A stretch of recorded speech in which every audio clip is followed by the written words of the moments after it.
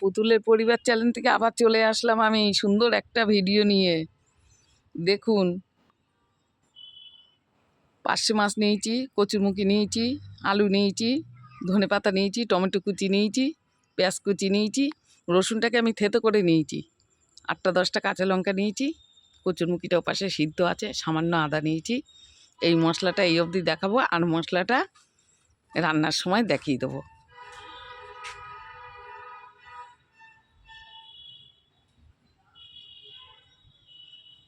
দেখুন, কড়া একটা বসিয়ে দিয়েছি, তেল দিলাম পরিমাণ মতন।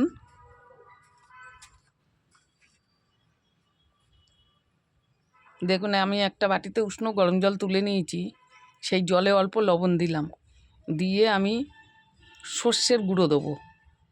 এটাকে আমি ভিজিয়ে রাখবো, তাহলে তিতো ভাবটা লাগবে না। দেখুন, অল্প লঙ্কার গুঁড়োও দিয়ে দিলাম। এদিকে আমার তেলটা হয়ে গেছে, আমি মাছটা ঢেলে দিলাম, দিয়ে খুন্তি দিয়ে নাড়াচাড়া করে ওটা কড়ার মধ্যেই মাখানো হয়ে যাবে।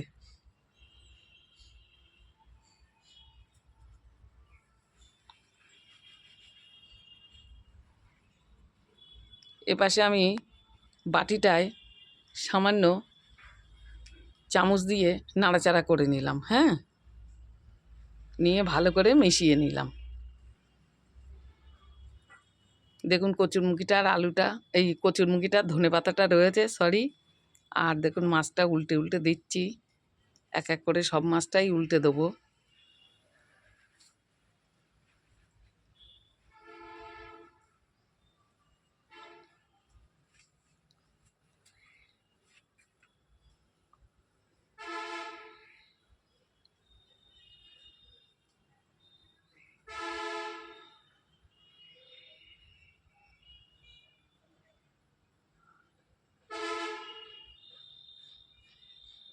সবটাই উল্টোনো আমার হয়ে গেল। এবার দেখুন, তুলে তুলে নিচ্ছি, ভাজাটা হয়ে গেছে, পাশে তুলে নিলাম। নিয়ে কড়ার মধ্যে আলুটা দিয়ে দিলাম তেলের উপরে, দিয়ে একটু নাড়াচাড়া করে দিলাম। দিয়ে এবার দেখুন, এই মশলাটা দিয়ে দিচ্ছি, টমেটো কুচি, পেঁয়াজ কুচি, কাঁচা লঙ্কা, রসুন, আদা, এটা আমি দিয়ে দিলাম। এটা দিয়ে আমি ভালো করে নাড়াচাড়া দিয়ে কষিয়ে নেব।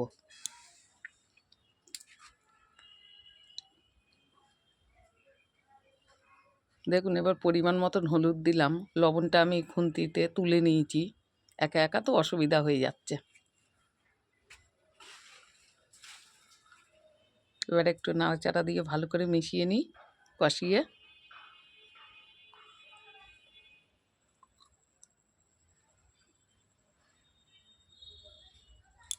এবার আমি কচুরমুখিটা, সিদ্ধ কচুরমুখিটা দিয়ে দিলাম, দিয়ে আবার একটু নাড়াচাড়া করে দিই।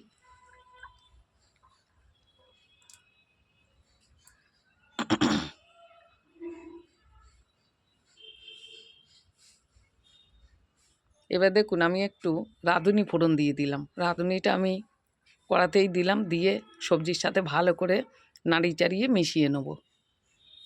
এটা তেলে দিলে তিতো লাগে, যার জন্যে তেলে দিলাম না, এটা এর সাথেই কষিয়ে নিলাম। কেউ বেটেও দেয়, আপনারা চাইলে বেটেও দিতে পারবেন ঝোলটা নামানোর আগে। আমি আরও একটু মশলা দেবো এতে, সেটা আমি পরে দেখাচ্ছি। দেখুন, সর্ষে বাটাটা আমি দিয়ে দিলাম, গোলা সর্ষেটা দিয়ে একটু নাড়িয়ে চাড়িয়ে মিশিয়ে নিই।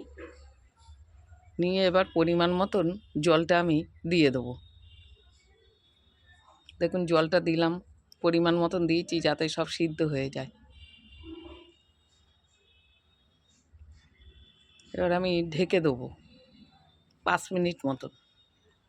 দেখুন, 5 মিনিট হয়ে গেছে, আমি তুলে নিয়েছি, আমার সবটাই সুন্দর সিদ্ধ হয়ে গেছে। এবার দেখুন, আমি গোলমরিচের গুঁড়ো অল্প, জিরের গুঁড়ো অল্প, ধনিয়ার গুঁড়ো অল্প নিয়েছি, এটাকে আমি মশলাটাকে দিয়ে দিলাম, দিয়ে আমি ভালো করে খুন্তি দিয়ে নাড়াচাড়া করে মিশিয়ে দেবো। এটা দিলে খুব টেস্ট হয়।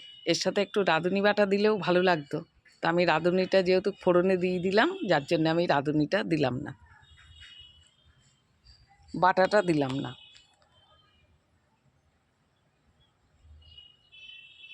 মাছগুলো দিয়ে দিলাম, কত সুন্দর ফুটছে দেখুন, তরকারি কালারটা দারুণ হলো, হালকা পাতলা ঝোল হলো, বুঝলেন তো? ভীষণ ভালো লাগবে খেতে, কচুরমুখী দিয়ে, পার্শে মাছ দিয়ে, আলু দিয়ে।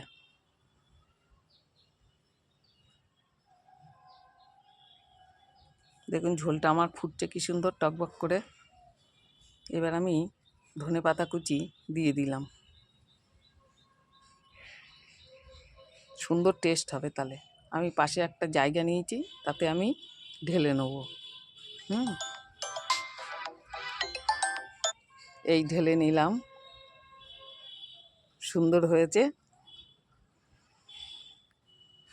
ভিডিওটা বন্ধুরা দেখবেন, ভালো লাগবে। এরম হালকা পাতলা ঝোল আপনারাও বাড়িতে রান্না করে খাবেন, ভীষণ ভালো লাগবে। কালারটা ফোনের জন্য খানিকটা খারাপ দেখালো, জানেন তো? ওই ফোনেতে ক্যামেরাতে ধুঁয়ো লেগে গেছে। এই মুছলাম, মুছে এবার সুন্দর দেখালাম। সবাই ভালো থাকবেন, ছাড়লাম, টাটা।